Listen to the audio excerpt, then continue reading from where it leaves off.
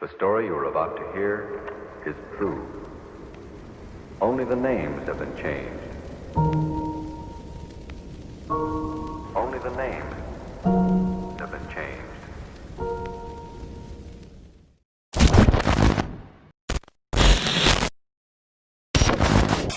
Truth be told, when it comes to the sports world, the Brandon Roy story is as depressing as any. As a Hoop fan, you hate to think, much less to talk about it. It's so much of a touchy subject. However though, Brandon Roy was too great of a player to be forgotten as just another talented player whose career got cut drastically short by a knee injury.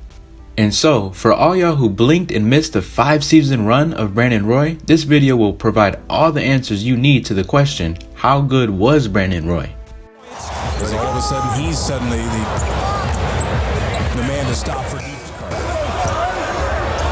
Brandon, tough fadeaway. As they're scoring, Roy splits the double, takes it, and Anderson scores. they were worried about checking Bayless. Bayless found Roy. Even before Brandon became an NBA lottery pick with one of the greatest what-if stories in the history of the league, he was a late bloomer who didn't garner much attention from pro scouts until his senior season with the Washington Huskies. During his first 3 years, Roy showed no sign of the player he'd soon become. While he was efficient, he was hardly a collegiate star with decent averages of 11.6 points on 51.5% shooting from the field. It wasn't until his senior season when Brandon really began his rise to stardom. With Nate Robinson off to the NBA, the team was his and Brandon elevated his game to the next level, bringing the Huskies along with him. He rose to the occasion on the strength of his 20.2 points, 5.6 boards, and 4.1 assists as Washington went 26-7 before losing to UConn in the Sweet 16. He got Pac-10 Player of the Year honors and made the conference's leaderboards in every major category, including points where he was first, rebounds, assists, steals, and blocks. Starting five for Washington, both made all Pac-10 freshman team. Brandon, what a block! And control. Roy comes up with it. Will be to Jensen. Inside to Williams. Backdoor to Roy. Brandon. And again, credit Roy. Yeah, don't look at racing. He does not get rattled. After a stellar end to his collegiate career, Brandon was eventually selected 6th overall by the Minnesota Timberwolves in the 2006 NBA Draft. Picked after the likes of draft bust Andrea Bargnani, Adam Morrison, Tyrese Thomas, and Sheldon Williams. Like, who are they? But Brandon was a solid athlete who possessed extraordinary scoring versatility in addition to intangibles that masked any physical shortages. Roy didn't project as a stellar defender at the NBA level, but the ease with which he played with it was phenomenal for someone at his size. He handled the ball with a point guard-like aptitude and passed with a jaw-dropping smoothness. However, scoring was Brandon's best attribute as he was a deft shot shooter with slasher's instincts and a willingness to stretch his range beyond the three-point line. Minnesota presumably had their next franchise player who would have paired up with superstar Kevin Garnett. Man, that would have been dope, but however, they traded him to Portland Trailblazers for Randy Foye.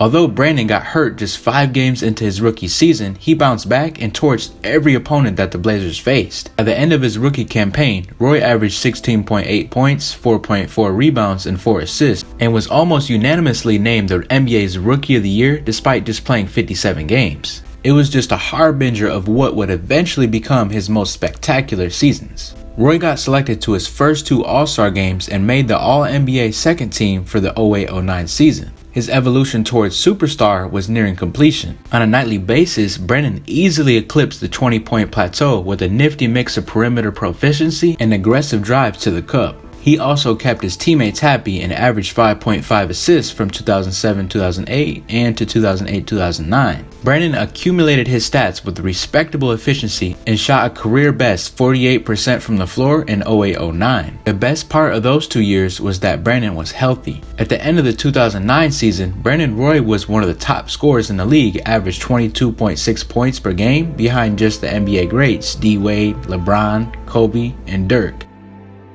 Shots available. He's going that way. Baseline fall away over Brandon Roy. 5 seconds to go. Brandon Roy, he hit one at the buzzer at halftime last night. And Final seconds of overtime. Down to 3. Here's Roy. Here's Blake to Roy. This is for the win. Then unfortunately, tragedy struck much earlier than anyone could have anticipated. After his career year, Brandon began experiencing trouble with his knees. He played 65 games in 2009-2010 and still turned a decent campaign, making his third All-Star game and posted averages of 21.5 points, 4.7 assists, and 4.4 rebounds. The season after that was even more difficult as Brandon managed to lace up for just 47 games, becoming a shell of his once glorious self. The once mesmerizing star had regressed to a bench role. Gone were the days of the ice-cold game-winning threes and dazzling finesse finishes around the basket. He averaged just 12 points, 2 rebounds, and 2 assists per game in just 27 minutes of action. Just before the NBA training camp opening the following season in 2011, Brandon announced that his knees had degenerated so that he was retiring at basketball at the age of 27. This is a very difficult and painful day. I love the game, I love the Portland Trailblazers, and I love our fans, but after consulting with my doctors, I will seek a determination that I've suffered a career-ending injury pursuant to the rules of the collective bargaining agreement, Roy said. Roy then attempted a short-lived comeback in 2012 and suited up for just 5 games with the Timberwolves before determining that he was finally done. Plenty of time. Ball run down by Roy. He's got 1 second to get it off. Looks like he did. Last year with Houston. Yeah, and I'm sure Artest asked for Roy for 3.